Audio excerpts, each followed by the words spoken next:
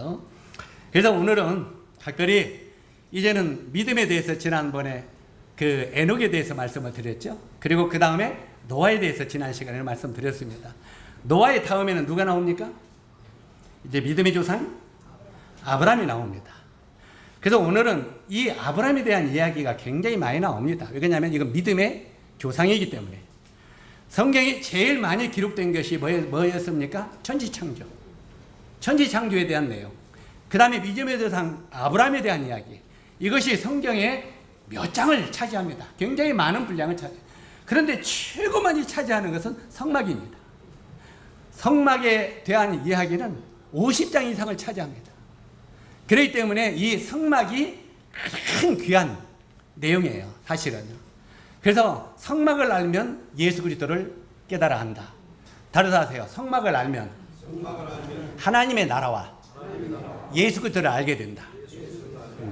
그래서 성막 공부가 잘 되어서 내 마음 가운데 성막이 쫙 정립이 되어 있으면 하나님의 나라와 그 아들 예수 그리스도에 대해서 너무 잘 알게 된다는 것입니다. 이해 가시죠? 그래서 이 성막만 전부 알아도 천국이 어떤 곳이고 예수 그리스도가 어떤 분이고 그분의 사랑과 은혜가 어떤 것이고 이걸 전부 알 수 있어요. 그래서 성막은 시간 되는 대로 50장이 펼쳐져 있으니까 51장이 많이 읽어보시면 좋겠고, 그 다음에 천지창조, 이건 천지창조는 귀한 거잖아요.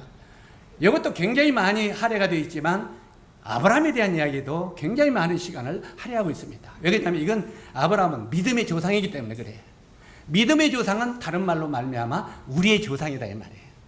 자, 아브라함을 우리가 이 성경에 보면 이스라엘의 조상은 누굽니까? 이스라엘의 조상은 야곱이요. 그런데 야곱이라고 하면서도 이스라엘은 아브라함이 우리의 조상이라고 말해요. 왜? 아브라함이 그의 위의 조상이기 때문에. 그리고 이 아브라함을 우리의 조상이라고 하면 모슬렘, 알라신을 섬기는 모슬렘도 아브라함이 우리 조상이라고 말을 해요. 그러니까 이 아브라함에 대해서 많은 사람이 우리의 조상이라고 그래요. 그런데 실제로 이 아브라함은 누구의 조상입니까? 여러분의 조상이에요. 여러분이 믿음으로 구원받았으면 정말 이 믿음의 조상이 아브라함이다 이 말이에요. 이해 가십니까? 그래서 실제로 이 아브라함에서는 아들이 있죠. 먼저는 이스마엘이 있고, 이스마엘은 육신을 따라 얻은 아들이죠. 육신을 따라 아들, 이건 모슬렘의 조상입니다. 이스마엘. 그리고 실제로 이 이삭은 믿음으로 낳은 아들이죠. 그건 바로 믿음의 후손들입니다. 아브라함의. 그래서 서로 모슬렘도 아브라함이 우리의 조상이라고 하고 있고 이삭도 우리의 조상이라고 하는 거예요. 이스마엘이나 이삭이나. 그래서 서로 자기의 조상이라고. 이게 둘이 서로 자기 조상이라고 싸우는데 성경에 갈라디아에서 보면은 아브라함이 누구의 조상이라고 했습니까? 행위의 조상이 아니라 믿음의 조상이다. 그 믿음에 의해 우리가 후손이고, 그래서 믿음으로 구원받은 성도들의 조상이 아브라함이다 이 말이에요. 그러니까 아브라함은 몇 사람의 조상입니까? 세 사람의 조상이에요. 그래서 우리가 우리의 조상인 믿음의 조상인 아브라함의 믿음을 배우는 건 굉장히 중요하다 이 말이에요.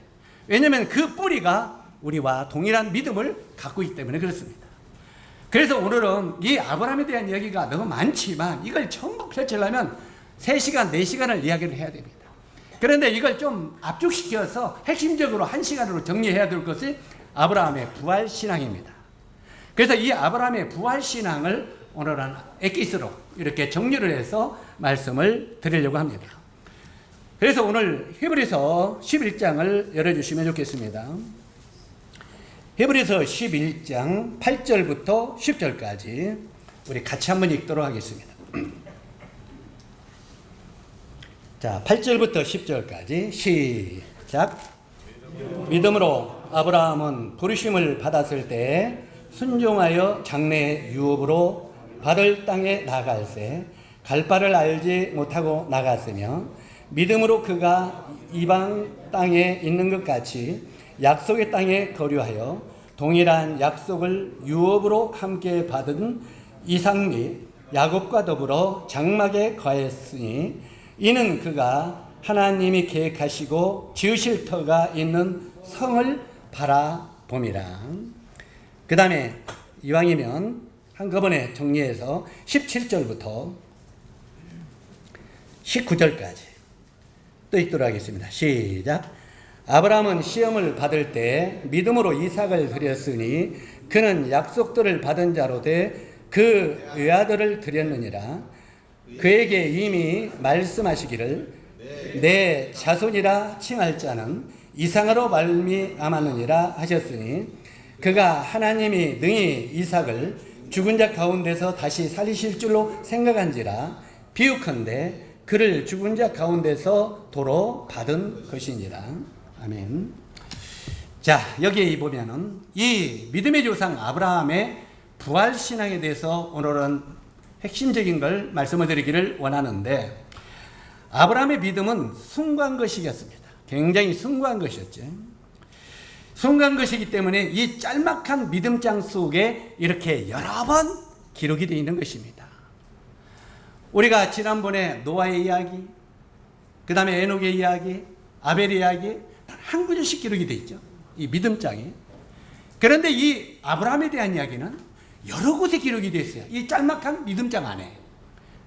왜 그러냐면 이 아브라함의 믿음은 굉장히 숭고한 믿음이기 때문에 이 짤막한 믿음장 속에 이렇게 여러 번 기록이 되어 있다는 말입니다.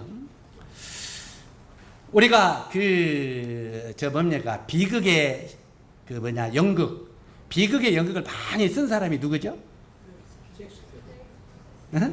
파스칼이라고 하죠. 우리가 파스칼은요, 인생이란 연극 무대는 아무리 즐거운 내용들이 있더라도 마지막 장면은 언제나 비극으로 끝난다, 이렇게 말을 했다고 합니다. 인생의 무대가 아무리 즐거운 연극 무대라도 마지막은 항상 비극으로 끝납니다. 이게 바로 창세기 5장의 이야기죠. 항상 마지막은 뭘로 끝나요? 살다가 먹다가 죽었더라, 살다가 먹다가 죽었더라, 살다가 놀다가 죽었더라. 마지막은 항상 죽음이라고 하는 비극으로 끝나게 된다는 말입니다. 실제로 이 죽음이 과연 모든 것의 종말이냐 이 말이야.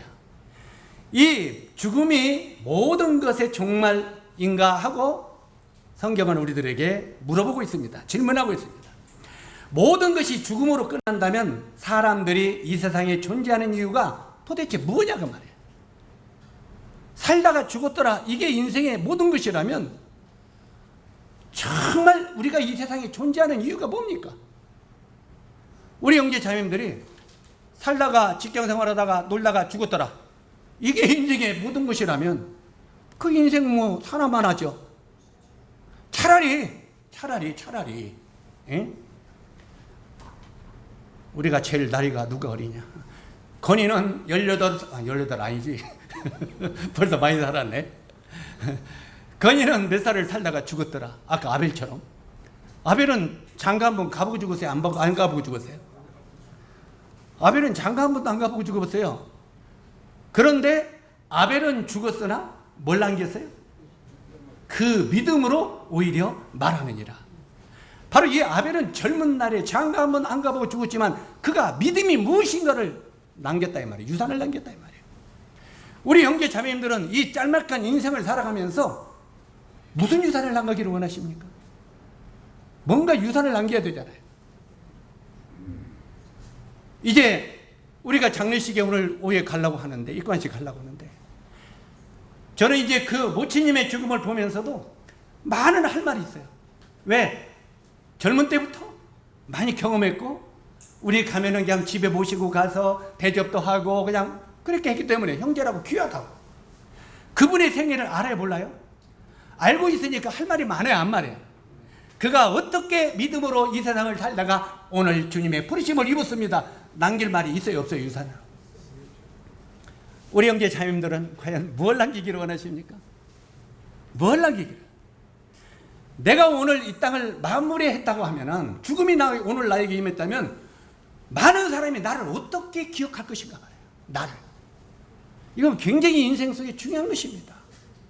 우리가 얼마를 사는 게 중요한 게 아닙니다. 우리가 100살을 살았다고 해봐요. 요즘에 100세 인생이라고. 100살을 살았다고 해보세요. 100살을 사는데 나중에 마지막 입관의 말을 하려고 하는데 아무리 생각해도 뭘 하다가 죽었다는 말이 안 나와도 안 떠오르는 거야. 100살이나 사는데. 그리고 사람들에게 막 판단이라 받고 욕이나 먹고, 에이 저 사람 예수 믿는다고 다니 그냥 참 자린고비고 막 이런 소리 듣고 살았다고 봐요. 뭐라고 그 마지막을 이야기해 줄까요? 뭐라고 이야기해 줘요?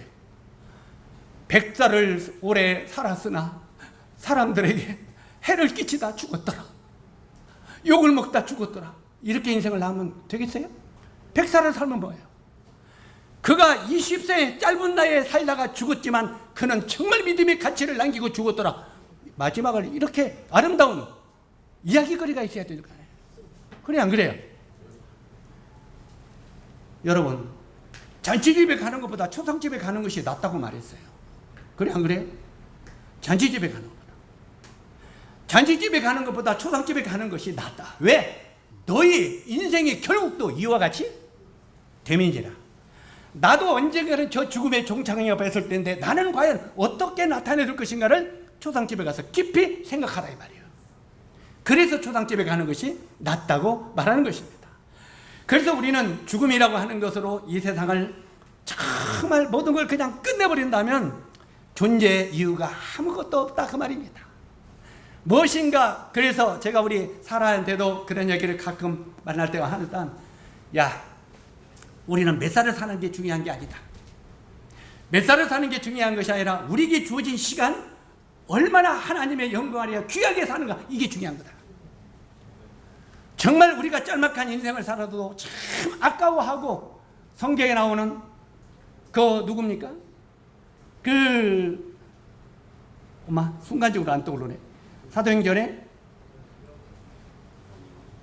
과부들을 돌봤던, 예? 도르가. 아유, 왜 도그통같이 소리가 생각이 안 나. 바로 이 도르가처럼 그가 죽었을 때 수없이 많은 과부들이 그를 그리워해서 안 그리웠어요. 그가 우리들에게 어떠한 헌신을 하면서 살았던가 하면서 그를 아쉬워하면서 그림을 남긴 도르가처럼 짤막한 인생을 살아도 사람들에게 그림을 남기는 사람이 되어야 되지 않겠습니까? 그래 안 그래요? 100살을 살아도 정 무의미한 인생을 살았다면 그건 정말 수없이 오랜 세월을 살아도 무의미한 인생을 살았다 이 말이에요. 그래서 우리가 주어진 이 시간을 얼마나 가치 있게 살아가는 것이 굉장히 귀중하다 그 말이에요.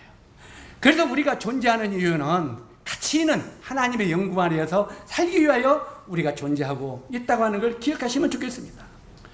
우리가 구약성경 욥기서 14장 14절에 보면은 욥이 그렇게 고백을 합니다. 그렇게 하나님 앞에 질문을 합니다.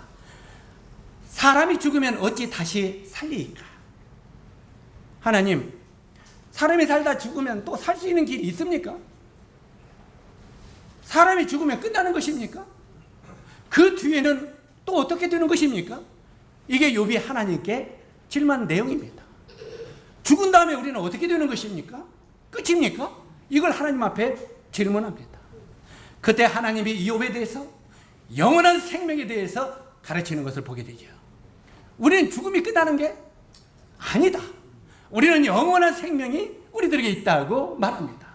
이 욥이 이런 질문을 하나님께 던지는데, 그런데 예수님이 죽음에서 다시 사심으로 부활신앙의 위대한 아침을 활짝 여신 것입니다. 우리 주님이 죽음으로 끝나는 것이 아니라는 걸 가르쳤어요? 안 가르쳤어요? 우리들에게 사람은 죽어서 끝나는 게 아니라고 하는 것을 가르쳤습니다.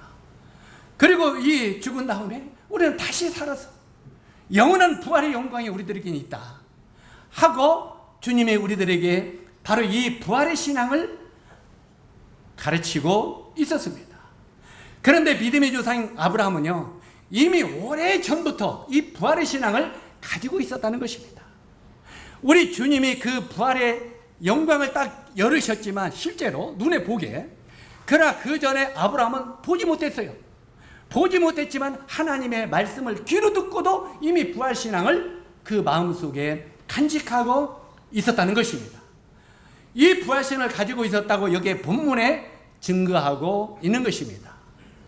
첫 번째, 이 아브라함은, 믿음의 조상인 아브라함은 근거한 부활신앙을 가지고 있었는데, 창세기 17장 15절로 22절까지 보면은 이제 이삭이, 그 아들 이삭이 약속을 통해서 얻었죠. 자, 이 사라가, 처음에는 사레가 됐다가 나중에는 내 이름을 사레라 하지 말고 사라라 하라 그랬죠. 사레라는 뜻은 네 작게 하면은 네 가정의 어머니. 그 다음에 사라라는 뜻은 열국의 어머니라는 뜻이에요. 다시 말하면 모든 믿음의 사람들의 어머니다 이 말이에요.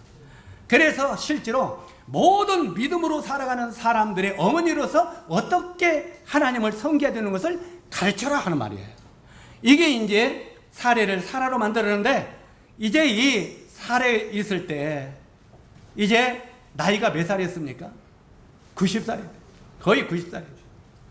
맞아, 아마 89이 됐었나? 그때 이제 어떤 일이 있었습니까? 우리가 이 성경 때문에 이걸 시간 때문에 찾아보지는 않겠습니다만, 창세기 17장 15절로 22절에 보면은 이제 아브라함이 하나님과 여호와 하나님과 천사들을 섬기죠. 아주 살찐 송아지를 잡아서 잔치를 합니다. 그러면서 하나님의 사람들이요, 여기서 잠깐 쉬었다 가십시오. 그리고 저희들이 준비한 정말 이런 음식을 드시고 여행을 가십시오. 그러니까 그래, 그러면 네 봉사를 내가 받으마. 그러고 그늘에 앉아있죠. 아브라함이 바로 쫓아가서 종들에게 송아지를 잡아가 제일로, 아마 아브라함의 친히 송아지를 골랐습니다. 제일로 번질번질을 골라가지고 잡아다 종들에게 이걸 잡으라. 그리고 사례한테 뭐라고 했습니까? 이걸 요리를 좀 하시오. 아주 맛있게 키우고 당신의 실력을 뽐내서. 그래가지고 이제 요리를 합니다. 그래가지고 이 하나님의 사자들과 하나님이 그걸 먹지요. 먹어가면서 실제로 이제는 그들에게 축복을 합니다. 아브라함에게 축복하는데, 내가 내년 이맘때 올 때 네 아내 사례에게 아이가 있을 것이다. 나이가 90이 되어가지고 그때 사라가 뭐라고 말합니까? 하나님 망령났네. 이제 하나님 망령나셨어. 내가 나이가 90이 된 할머니고, 우리 90된 할머니 손 한번 들어봐. 아직 없지? 아직 없지? 우리 정문주 모체님도 애 낳을 수 있어, 믿음으로 나면. 사라를 보면. 자, 이 90이 된 할머니에게 내가 내년 이맘때 되면 아들을 낳으리라 하니까 하도 기가 막히니까, 나는 이미 경수도 끝나고 모든 게 끝나서 이제는 더 이상 그런 거 그냥 생각할 수도 없는 나이입니다. 그때 하나님께서 바로 이제 그러면서 애를 갖는다고 하니까 그 잔치를 다 해서 주어가지고 이제 부엌에 문 뒤에 있으니까 참 제 양반들 미쳤네. 내가 어찌된 나 같은 자가 애를 갖는다고 씩 웃었습니다. 그런데 하나님은 그를 봤어요, 안 봤어요? 눈에 봤어요? 그냥 끝으로 봤어요? 문 뒤에 부엌에 들어오는데 하나님은 이미 보고 계셔요. 보고 가면 뭐라고 했습니까? 사례야, 네가 왜 웃냐? 안 웃었습니다. 아니라 네가 웃었느니라. 이때 사람 마음이 얼마나 놀랬겠습니까? 아무도 한 분은 그 문 닫았고 부엌에서 혼자 씩 웃는데 그걸 지금 바깥에서 다 보고 있다 이 말이에요. 하나님은 외모를 보는 분이 아니라 하나님은 그 중심을 꿰뚫어 본다 이 말이에요. 때때로 우리들은 기도할 때나 말씀할 때 하나님을 가르쳐서는 안 됩니다. 하나님이 우리가 하는 일을 모를 줄 알아요. 그러면서 하나님 내가 이렇게 했죠? 하나님 제가 이렇게 뭐 했는데요? 하나님 그거 다 알고 있어요? 모르고 있어요? 너 지금 나 가르치냐? 에? 너 그거 다 알고 있어. 근데 우리는 때때로 하나님은 모르는 같이 내가 내 모든 것을 하나님 앞에 가르치려고 그래. 때때로는 내가 선생이 돼서 하나님을 가르치려고 합니다. 하나님은 이미 우리의 모든 걸 꿰뚫어 보고 계십니다. 사라야, 네가 웃었다. 안 웃었습니다. 웃었느니 사람 마음에 두려움이 왔다고 그랬죠. 하나님이 어떤 분인 걸 알았을 때 두려움이 왔다고 했습니다. 두려움 오면서 거기서 하나님께서 놀라운 말을 하시는데 그게 무슨 말입니까? 한번 따라서 하세요. 사람으로서는 할 수 없으되 하나님은 하시느니라. 우리 영지자님들이 이 말씀을 마음속에 내마로 새기시기 바랍니다. 사람으로는 할 수 없으되 하나님은 할 수 있느니라. 이 말을 우리가 구원 문제만 그렇게 하시는 게 아닙니다. 구원 문제만 그렇게 하는 게 아니라 우리의 모든 것을 꿰뚫어 보는 하나님께서 우리가 준비가 되고 때가 되면 그렇게 하신다는 거예요. 때때로는 왜 내가 기회도 해도 안 들어주시냐면 아직 때가 안 됐기 때문에 그래요. 아직은 네가 이걸 받을 만한 믿음이 있다 없다? 내가 너를 축복해줘도 내가 너를 이렇게 도와줘도 네가 이걸 받을 만한 믿음이 아직은 없어. 그러니 내가 여기 원하는 여기까지 오면 내가 그때 축복해줄게. 욥이 그랬잖아요. 욥이 쭉 하니까 얼마나 원망도 하고 나중에는 하나님께 반항도 하고 그랬어요. 원망도 하고 때도 쓰고. 그런데 마지막에 때가 딱 욥이 거기에 오니까 하나님이 그를 축복하신 거예요. 때때로는 하나님이 여기 올 때까지 기다리시는 분입니다. 그래서 여기에 바로 이 아브라함에게 일찍이 이 전에 네 후손을 주겠다고 그랬어요. 그런데 아무리 기다려도 후손이 와요 안 와요? 안 오는 거예요. 그러니까 살아도 답답하니까 나중에 그 자기 여종 하갈을 집어넣어 가지고 이스마엘을 낳잖아요. 예? 나중에 그게 지금까지 평생 원수가 돼갖고 싸우잖아. 지금까지 인간의 생각이. 그래서 이 율법으로 낳은 아들과 믿음으로 낳은 아들은 죽을 때까지 주님 오실 때까지 싸우는 거예요. 우리들도 육과 영이 싸우는 거예요. 예? 우리 안에 육은 이스마엘이고 영은 이삭이요. 바로 영과 육이 우리 마음속에서도 싸우고 있는 거예요. 이것이 외형적으로도 싸우고 내면적으로도 싸우고 있다 이 말이에요. 계속 이렇게 싸워요. 그렇게 했을 때 이제 끝났다 생각했어. 나중에 너 때가 되어 너 아들을 주니까 아브라함이 뭐라고 말합니까? 하나님, 우리에게 아들 주려고 하지 마시고 우리 이미 육신으로 얻은 누구요? 이스마엘이나 축복해 주십시오. 아니다. 그 아들은 너의 참 아들이 아니고 믿음으로 얻는 이삭이 너의 아들이다. 그러니까 나중에는 이 아들을 얻어나오니까 사라가 웃었죠. 웃으니까 뭐라고 했습니까? 네가 왜 웃었느냐? 웃었느냐? 안 웃었습니다. 아니라 웃었느냐? 내가 내 말을 못 믿고 웃었기 때문에 내년 이맘때 네가 아들을 하면 그 이름을 뭐라고 하라고요? 이삭이라 하라 그랬어요. 이삭이라는 뜻이 웃음이라는 뜻이요. 응? 네가 웃었느니라. 네 아들도 네가 웃었고 나를 못 믿고 웃었으니 네 아들도 웃음이라 져라. 그래서 이삭이라 지라 그랬어요. 그래서 이 이삭을 이제 나중에 얻게 되는 것을 보게 됩니다. 그러면서 하나님이 바로 이 아브라함에게 뭐라고 말합니까? 아브라함아, 이제 이삭은 약속을 통해서 태어난 아들이다. 이제 그 아들을 통해서 네 후손들이 바다 모래알처럼 많이 퍼질 것이다. 이 땅에 그 바다 모래알처럼 네 자식들이 퍼질 것이다. 후손들이. 그 후손들이 오늘날 믿음으로 얻은 우리들이에요. 아멘? 네. 여러분은 믿음으로 구원받았으면 믿음으로 얻은 아브라함의 아들이다 이 말이에요. 그 후손들이 말이에요. 실제로 이 믿음으로 이제는 네 후손들이 바다 모래알같이 된다고 이렇게 했을 때 그 말을 아브라함이 믿으면서도 많이 혼란을 했던 것 같아요. 그러나 아브라함은 끝까지 그 말씀을 붙들었던 것 같습니다.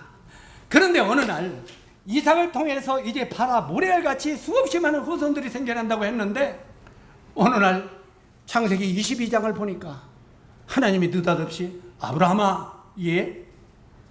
너 하나밖에 없는 아들 이삭 있지? 예. 그 아들을 모리아 산으로 데리고 가서 내가 내게 지시한 산으로 데리고 갔어. 거기서 네 아들을 번제로 드리라. 번제가 뭔지 아십니까? 번제는 이 생명을 통째로 불에다 태워 죽이는 겁니다.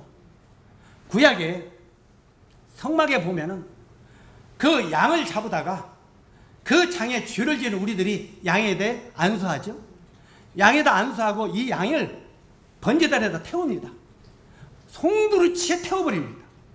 그러므로 말미암아 죄를 지은 우리가 대신 이 양이 송두리째 태워져서 심판을 대신 받아버리는 거죠. 그리고 이제 내 죄가 사하지는 거죠. 바로 이것처럼 바로 이 이삭을 송두리째 번제로 드리라는 거예요.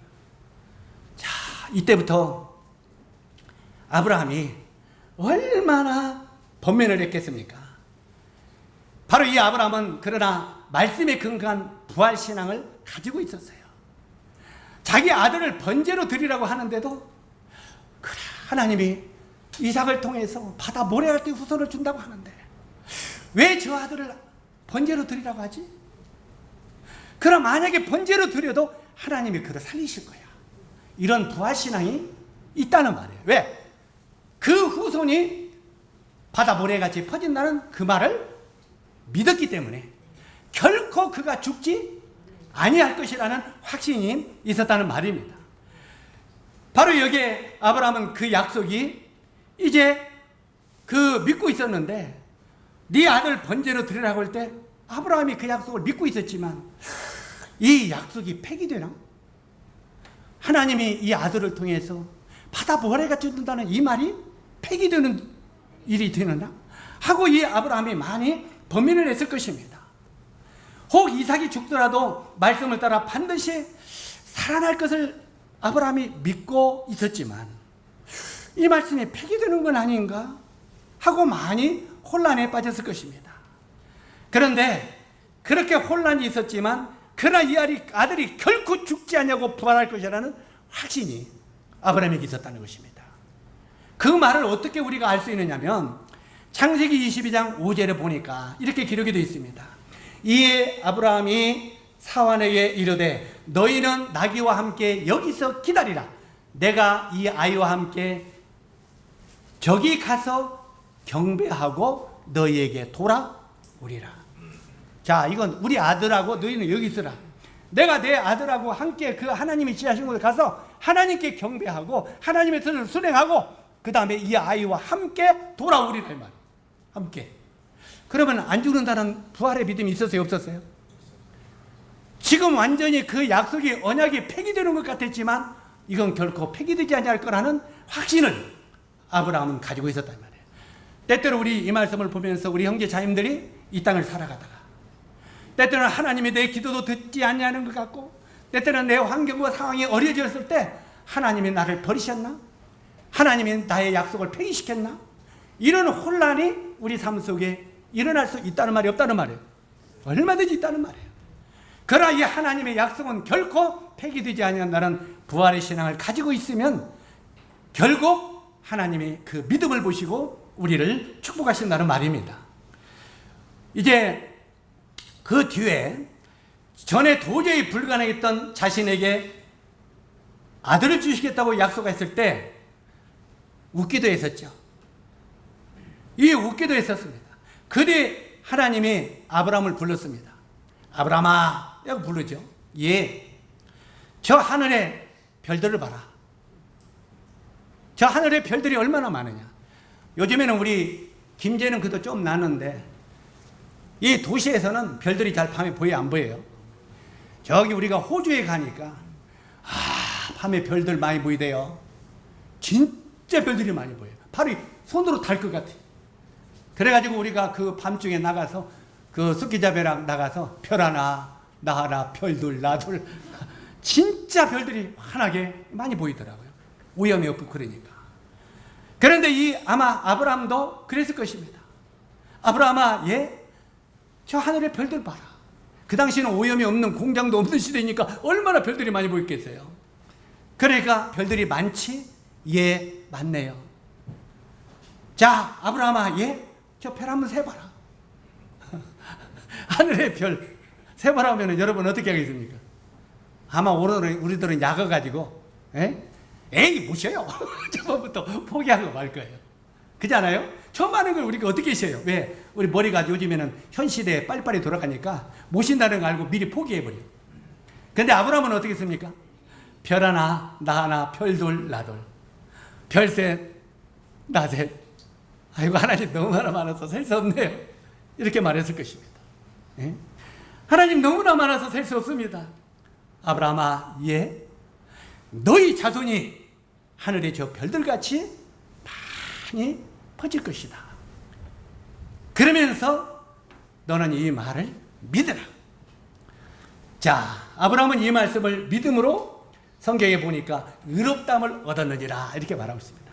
한번 따라서 이 말을 믿음으로 의롭다함을 얻은 자 되었느니라. 사랑하는 형제 자매 여러분, 우리들도 때때로 우리들에게 말씀하신 이 성경의 말씀을 읽고 묵상하고 이 말씀을 정말 믿기 바랍니다. 정말 신뢰하기 바랍니다. 그냥 암기하는 게 중요한 게 아니라 마음으로 믿기 바랍니다. 제가 우리 형제 자님들에게 성경을 먼저는 읽으라고 하지만 왜 읽는 게 중요한 게 믿으라고 말한 줄 아십니까? 이 하나님의 말씀을 살아있는 말씀으로 내 마음에 받아들이라 이 말. 그래야 하나님이 역사할 수 있다 이 말. 하나님의 말씀이 나의 삶 속에 그 말씀이 나를 이렇게 받쳐주는 것이 믿음이라고 했잖아요. 그 살아있는 말씀의 배를 타고 항해를 해야 된다는 거예요. 하나님의 말씀은 우리를 목적지까지 인도하는 배입니다. 그 말씀의 배에 우리 생명을 올려놓고 타고 가라 이 말이에요.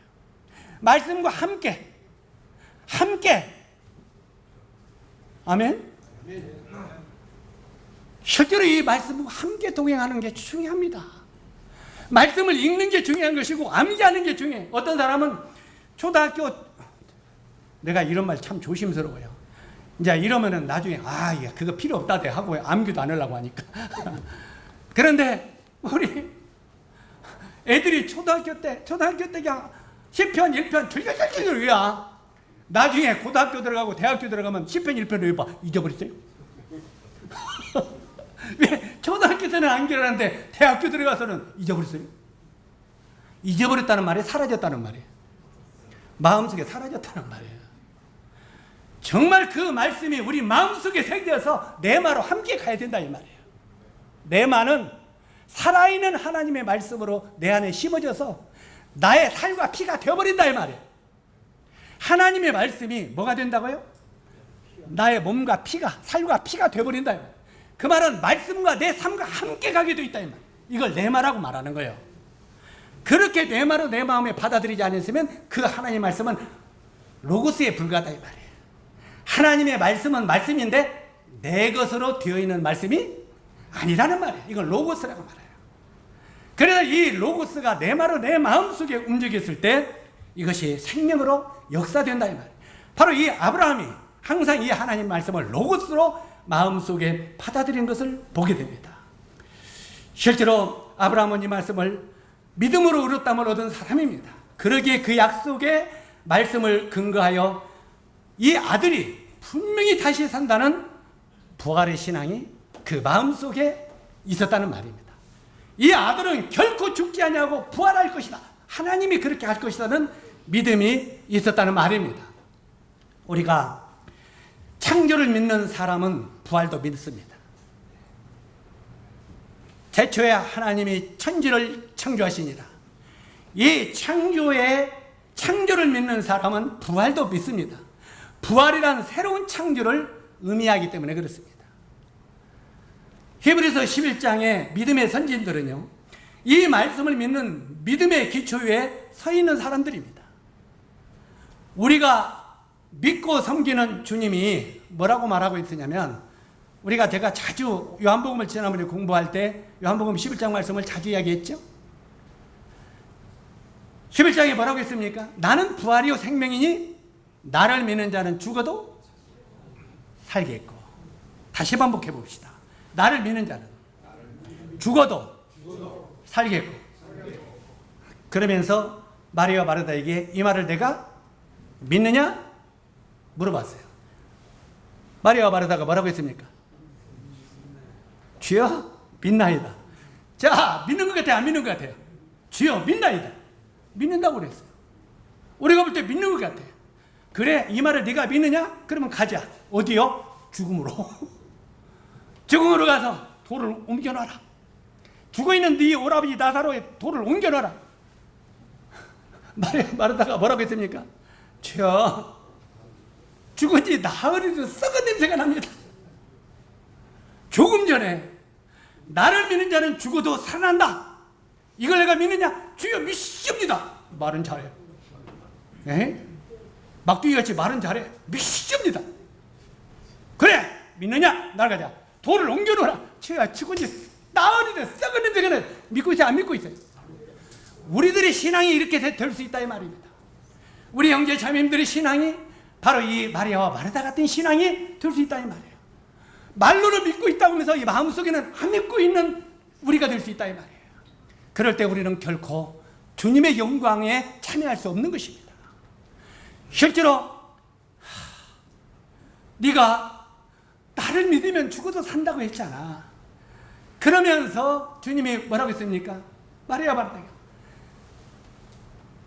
너희가 내 말을 믿으면 하나님의 영광을 보리라. 항상 이걸 거꾸로 하지 말라고 그랬죠. 우리들은 어떻게 생각하고 있다고요? 하나님이 놀라운 나에게 기적과 영광을 보여주면 내가 믿겠습니다. 이렇게 말을 해요. 그래 안 그래요? 하나님이 나를 축복해 주시고 부자가 되게 만들어 주시면, 하나님이 내가 이 새빵살 했는데 내 집을 갖게 해주시면 그 다음에 내 평생 하나님을 섬기겠나이다. 주님이 축복해 줘봐요. 교만해져가지고 다른 데로 도망가겠지.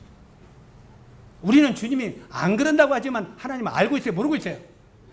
우리가 풍요로워지고 이미 신명기 8장에 보면은 하나님이 너를 축복해서 내가 우양이 많아지고 큰 집을 짓고 풍성하게 살 때 내 마음이 교만해져서 하나님을 떠나갈까 염려하노라 이렇게 말하고 있잖아요. 그래 안 그래요? 만약에 풍요로워져서 내가 돈이 많아지고 큰 집을 짓고 잘 살게 될 때 그때도 주님을 잘 섬길 것 같지만 네 마음이 교만해져서 이 말이에요. 네 마음을 보니까 너는 틀림없이 교만해져서 넘어져 버려. 그때는 오히려 나를 떠나버려. 우리요 돈을 많이 벌면은 일도 더 바빠요 안 바빠요? 바빠요. 우리 저 군산 번영로 너무 흉보면 안 되는데 우리 이게 형제님이 저기 저 어디야 그 시우? 시우 그 저 뭐냐 가게를 해요. 대리점 하는데 심심하면 저한테 이제 일주일에 2번씩 봐요. 이틀씩. 그런데 어떤 데 전화가 와요. 전화가 딱 오면 어이구 또 장사 안 되는 것 같다. 전화가 안 하면 장사가 안 되는 거예요. 오늘 그냥 손님이 하나도 없고 그냥 10명도 안 돼요. 이러다 그냥 우리 그냥 굶어 죽겠네. 그냥 새도 못 내겠네. 그냥 코가 이만큼 짜려. 그러면 저는 이제 뭐라고 했습니까? 한가해? 예. 한가하면 좋지. 빨리 성경 봐. 설교 준비해. 한가할 때. 아니 성경도 본 지 하루 종일 볼 수 없고 그냥 여기까지 핑계 돼요. 그런데 어떤 때는 아유 형님 그냥 나 죽겠어. 왜? 하루 종일 사람이 손님이 많아서. 손님이 많으니까. 그러면 오늘은 성경 하나도 못 봤거든요. 성경 볼 시간이 없었어. 자, 손님이 많으면 돈은 많이 벌어요 안 벌어요? 성경 볼 시간이 있어요 없어요? 이래도 감이 안 잡힙니까? 이거 감을 빨리빨리 좀 잡아야지. 실제로 한가하면은 성경 볼 시간이 있어요? 한가하면 한가한 대로 왜 돈이 안 벌릴까 하고 성경 볼 시간이 또 없는 거예요. 이래도 없고 저래도 없고. 그러나 한가할 때가 오히려 그 참 주님의 말씀을 먹기에 좋은 때 아니에요? 그래 안 그래요? 그러나 우리가 한가하고 여유가 있으면은 돈이 안 벌리죠. 돈이 안 벌리면 생활이 어려운 거예요. 그러면 그때 주님은 우리가 주님과 가깝게 하는 기회를 주는 거예요. 야, 좀 한가하고 네가 일이 없을 때 나하고 가까이 좀 하자. 그래서 내가 네 안에 네가 내 안에 있는 걸 확실히 우리 매듭짓자. 그리고 네가 아무리 바빠도 나와 함께 간다는 걸 기억하라. 그거 우리 깨닫기를 원한다. 이렇게 말하는 거예요. 그런데도 그때는 그때대로 불치가 아파가고 돈이 안 벌리고 일이 없으니까 성경 볼 시간이 있어요 없어요? 주님과 가까이 할 시간이 있어요 없어요? 없어요. 아이스크림 한 먹기도 바빠. 실제로 그런 때는 또 안 된다 이 말이에요. 실제로 이런 때 일이 없으면 없는 대로 있으면 있는 대로 하나님은 그분과 가까이 하기를 원하고 있다 이 말이에요. 그래서 우리가 풍요해지고 정말 풍성해지고 아름다운 집을 짓고 풍요해질 때 네 마음이 교만해져서 나를 떠나갈까 염려하노라. 이건 하나님이 우리를 꿰뚫어 보고 있는 거예요. 그래서 너무 부자 되게 애쓰지 마세요. 이 말을 좀 고깝게 듣지 마세요. 형님, 우리 부자 되라고 애쓰지 말아요. 너무 부자가 되면 우리 마음이 교만해진다니까. 그래서 일용할 양식이, 성한 형제 오해하지 마. 나는요 항상 하루에 3끼는 먹고 살아요. 그 말 아니요. 전기세도 내야 되고 뭐도 말하고 좀 적금도 조금 해야요. 좀 더 벌어야요. 거기는. 이제 이 말을 합리화시키지는 말자 이 말이에요. 합리화시키지는. 그러나 실제로 이런데 우리 마음이 빼앗겨서는 안 된다. 실제로 하나님께서 너희가 먼저 내 말을 믿으면 하나님의 영광을 보리라. 이 말을 또 내 말을 받으세요. 지금 계속 교제 중에서 내 말을 우리 마음속에 새겨야 될 것을 강조하고 있어요. 한번 따라서 하세요. 나는 부활이요 생명이니 나를 믿는 자는 죽어도 살겠고. 바로 이 말을 마음속에 믿으세요. 그리고 너희가 먼저 내 말을 믿으면 하나님의 영광을 보리라. 이것도 새기세요. 영광을 보여주면 믿겠다고 하지 말고, 내가 이 병이 났으면 믿겠다고 하지 말고. 우리가 때때로 병이 아프고 죽을 병이 들으면 뭐라고 말합니까? 주님, 이 병만 낫게 해주시면 내가 그 다음에 주를 위하여. 아니, 뭐 아프기 전에 좀 섬기지. 아프기 전에 좀 섬겼으면 안 좋아요? 그런데 실제로 이 기적의 영광을 나에게 보여주면 내가 이렇게 섬기겠습니다. 성경은 뭐라고 말합니까? 먼저 섬겨. 그러면 내가 기적을 행할 테니까. 아멘? 이걸 항상 거꾸로 우리가 받지 마십시오. 먼저는 주님의 말씀을 믿고 하나님 앞에 구하며 그 다음에 하나님의 영광을 본다고 말합니다. 이게 부활신앙이라는 거예요. 그 다음에 이 부활신앙은 시련을 극복하는 신앙입니다. 두 번째가 이 부활신앙은 시련을 극복하는 신앙인데, 아브라함의 생애 중 그 독자 이삭을 바치라. 이것은 일생 동안 가장 혹독한 시련이었습니다. 자관 우리가 믿음으로 이걸 아브라함이 극복했지만, 또 믿었지만, 아들을 번제로 드리라고 하는 하나님의 말씀이 독자를, 이삭을 번제로 바치라는 것은 믿음의 조상인 아브라함에게 제일 큰 인생의 시련이었어요. 정말 혹독한 시련이었어요. 내 사랑하는 이를, 아들 독자 이삭을 데리고 모리아 땅으로 가서 내가 내게 지시한 사로 가 거기서 그를 번제로 드리라. 번제로. 이 아들을 번제로 드리라면 여러분은 어떻게 하겠습니까? 정말 번제로 이 아들을 드리라면. 이 드라마의 절정은 창세기 22장 7절에 나오는 말인데, 이 드라마의 절정에 22장 7절에 아들 이삭이 자기가 태워 죽일 나무를 등에다 짊어지고, 예? 불을 짊어지고 성냥 부싯돌을 들고 모리아산으로 올라가는 거예요. 자기가 죽을 짊어질 나무를 지고. 아브라함이 뒤를 따라가면서 그 모습을 봅니다. 아들이 지가 죽을 나무를 짊어지고 불을 들고 올라가면서. 그런데 올라가면서 아들이 이상한 게 있어. 뭐가 없어요? 양이 없어. 거기서 질문합니다. 아버지, 불과 나무는 여기 있는데 번제할 어린 양은 어디 있어요? 여러분이 아브라함이라면 어떻게 하겠어요? 아마 저 같으면 미칠 겁니다. 그들을 들으면서.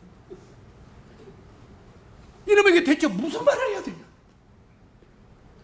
지금 나무를 지고 죽으러 가는 이삭을 보면서, 아버지, 풀과 나무는 있는데 양은 어디 있어요? 그때 아브라함이 뭐라고 대답합니까? 아마 이때 아브라함의 마음은 찢어질 듯한 마음이었을 것입니다.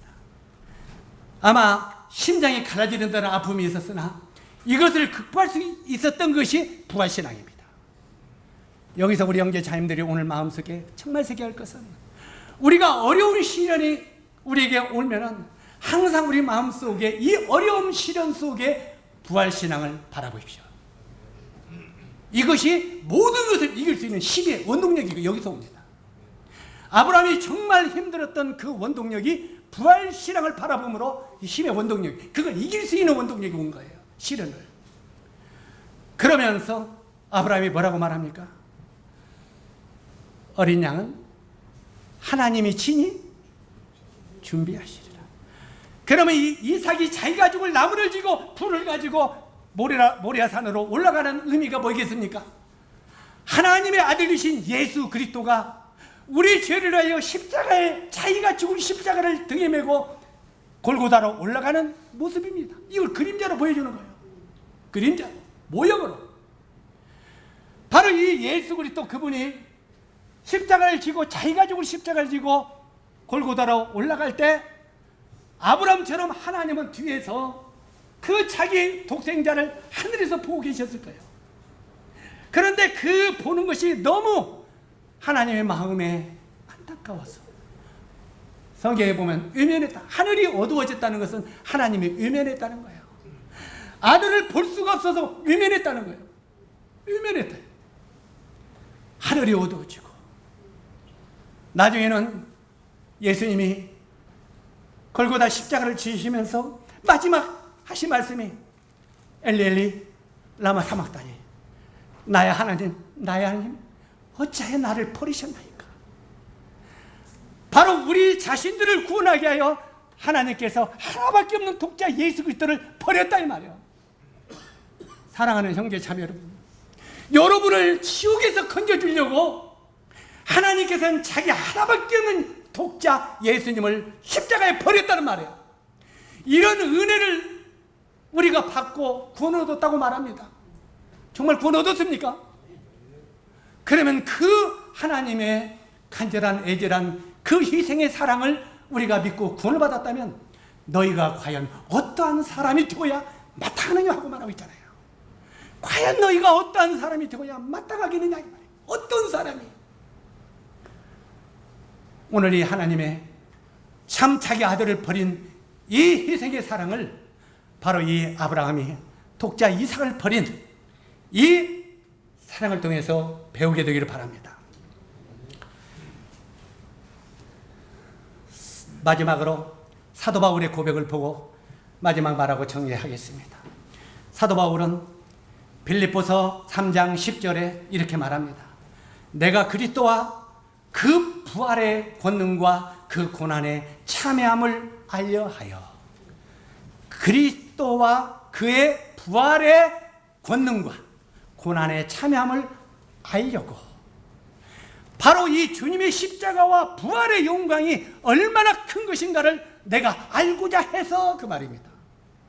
사랑하는 형제 자매 여러분, 우리를 위하여 죽으신 예수 그리스도의 희생과 우리에게 참된 소망을 주시하여 부활의 영광으로 우리에게 참여하게 하신 주님을 더 깊이 알게 되시길 바랍니다. 그리고 그분을 버리지 말고 거절하지 말고 정말 마지막까지 그분을 좇는 식구들이 되기를 바랍니다. 고린도전서 15장 55절로 57절 보니까 사망아 너의 이기는 것이 어디에 있느냐, 사망아 너희 쏘는 것이 어디에 있느냐, 예수 그리스도로 말미암아 우리에게 이김을 주시는 하나님께 감사하노니 하고 사도 바울은 말합니다. 부활의 신앙으로 산다는 것은 이렇게 놀라운 것입니다. 겁쟁이 베드로도요, 엠마오로 떠나던 두 제자도요, 모두 부활하신 주님을 만났어요? 안 만났어요? 베드로가 부활의 주님을 만나기 전에까지는 겁쟁이였습니다. 겁쟁이 베드로. 실제로 겁쟁이 베드로, 엠마오로 떠나던 두 제자 모두 부활하신 주님을 만난 후 딴 사람으로 변해버렸습니다. 그래 안 그래요? 전의 사람이 아니요, 만난 뒤 다른 사람으로 변해버렸습니다. 주를 위하여 언제든지 목숨을 내놓겠다고 너네겠다는 용기와 배짱으로 사는 삶, 희생과 헌신 또한 전도하는 삶으로 그들의 삶이 뒤바뀌었다는 말입니다. 엠마오로 떠나던 두 제자도 낭만과 좌절 가운데 살던 그들도 주님의 부활을 본 뒤에 예루살렘으로 되돌아갔어요. 해가 지는 엠마오로 가다가 해가 뜨는 예루살렘으로 되돌아갔어요. 다시 말해서 빛을 등지고 어둠에 살다가, 어둠을 바라보고 살다가 어둠으로 헤매다가 주님의 부활의 영광을 보는 순간 마음을 돌이켜서 해가 뜨는 동쪽 빛을 향하여 갔다 이 말이에요.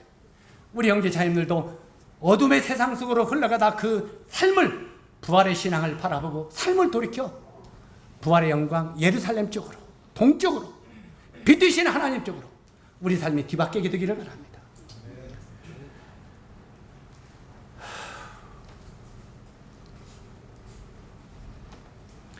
오늘을 살고 있는 여러분 앞에 다가오는 시련과 고통이 아무리 어렵다 할지라도 여기 나오는 믿음의 선지인 아브라함보다 더 혹독하지는 않을 것입니다.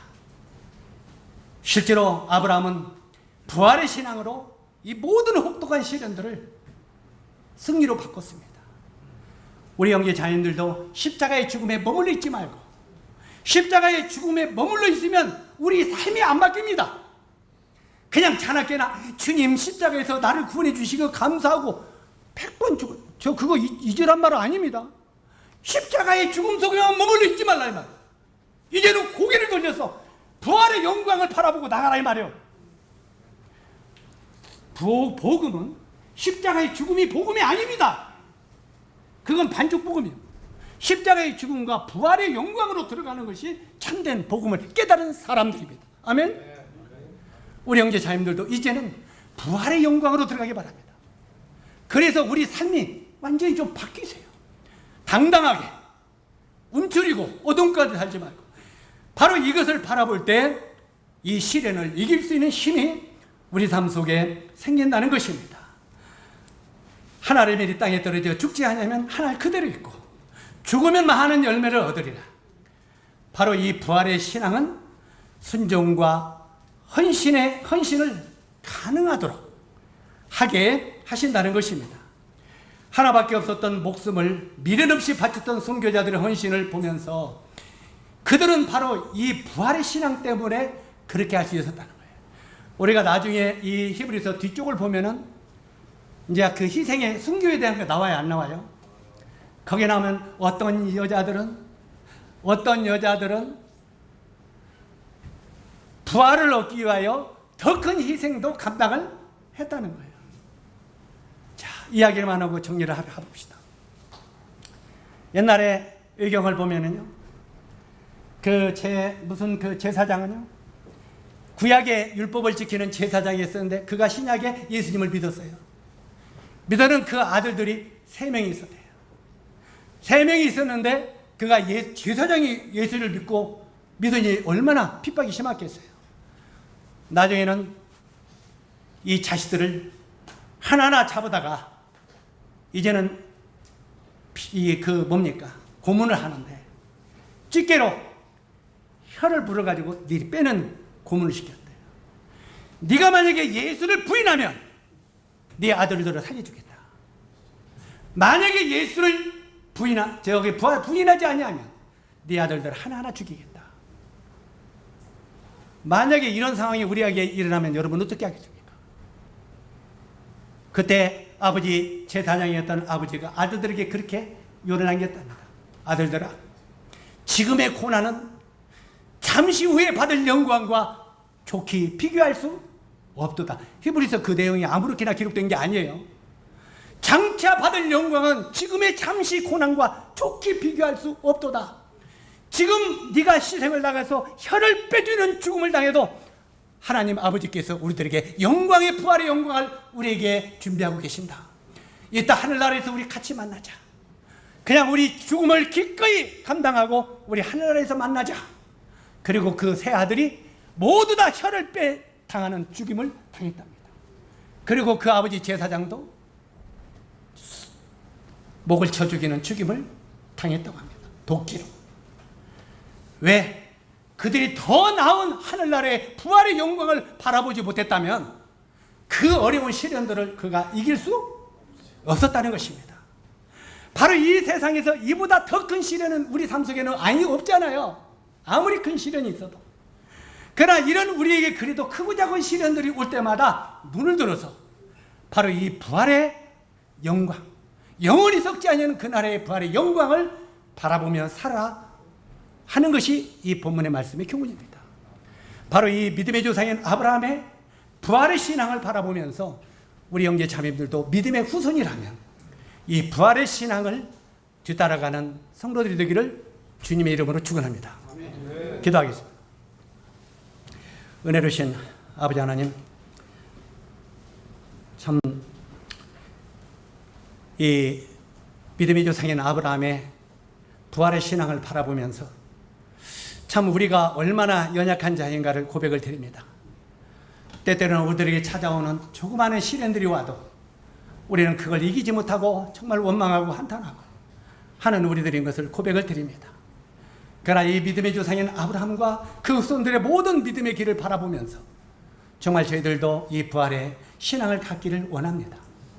우리가 십자가의 죽음으로서 우리가 구속한 것으로 끝나지 아니하고 이 영원히 썩지 않은 하나님의 나라의 부활의 영광을 바라보며 신앙에 승리하는 저희들이 되도록 도와주시기를 원합니다. 그러므로 우리 김제교회 형제 자매들을 통해서 주님의 영광을 받으시기를 원합니다. 예수님의 귀하신 이름으로 아버지 하나님께 기도드립니다. 아멘.